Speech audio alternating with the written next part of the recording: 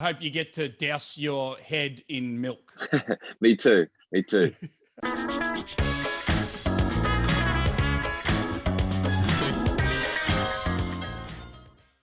I got Scott McLaughlin here. How are you, mate?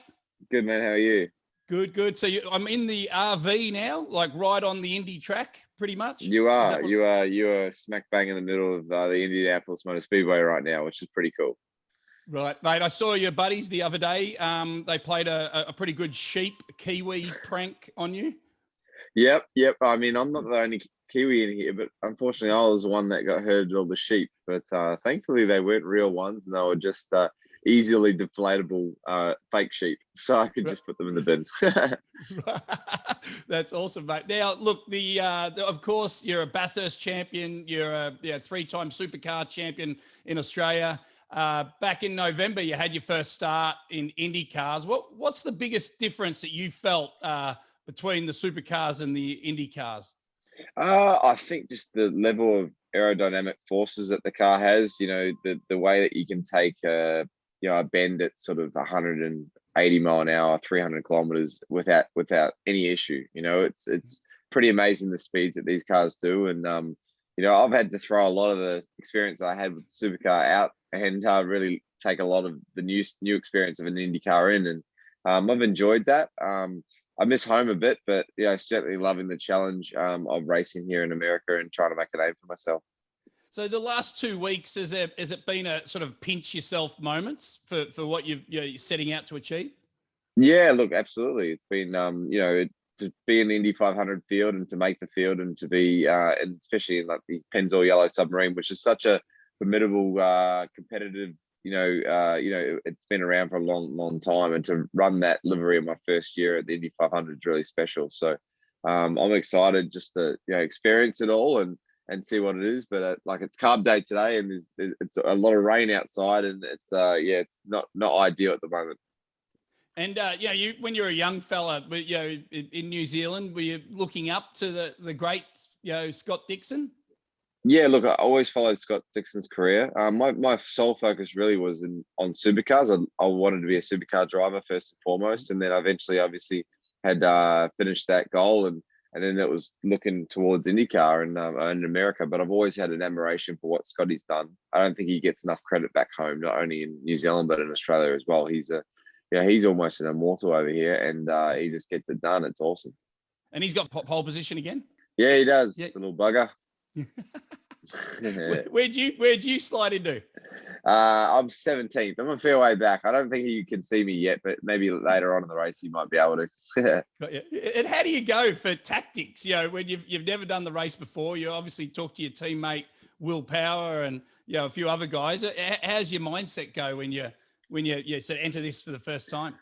Yeah, sometimes it's going to be a good thing and sometimes it's going to be a bad thing. Bad thing being I don't have the experience, but a good thing being because I don't have that experience, I don't really have any bad judgment, or I can sort of just make things on the fly a little bit easier rather than sort of thinking about it. So there's a lot that I'm going to learn on the fly on Sunday, and I'm going to have to get used to that. But I've enjoyed the experience so far. I think for me, it's all about trying to get to the end of the race in terms of that last stint, setting myself up that I'm in the sort of front pack for potentially the last 30 laps where I can sort of battle hard with everyone else.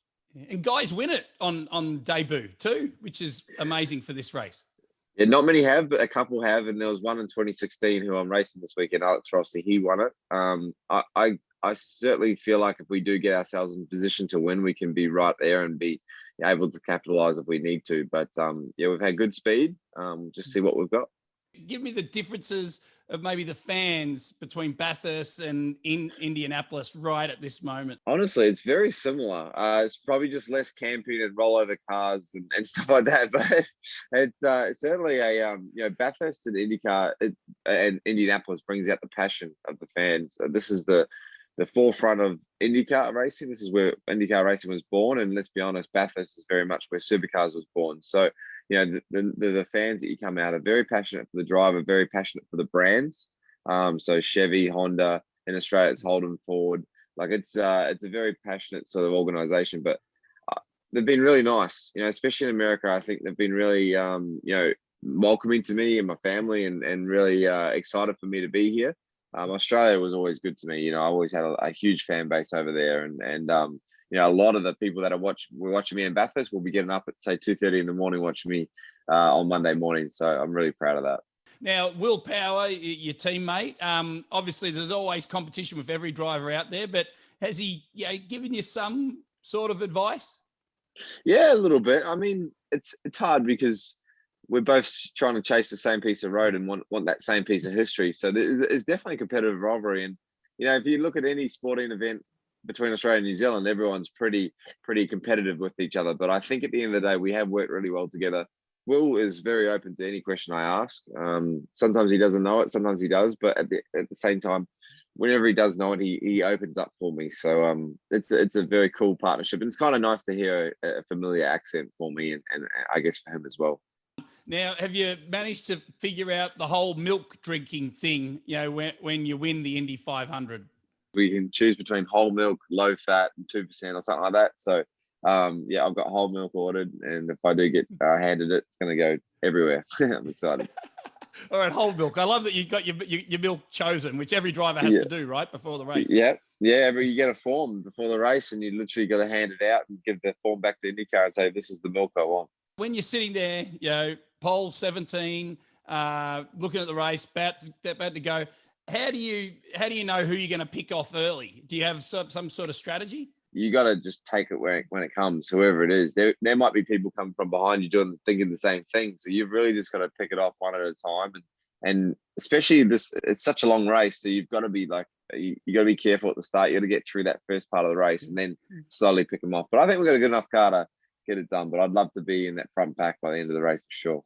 Bathurst to Indy, it's how do you describe this, sort of the last 18-month journey you've been on?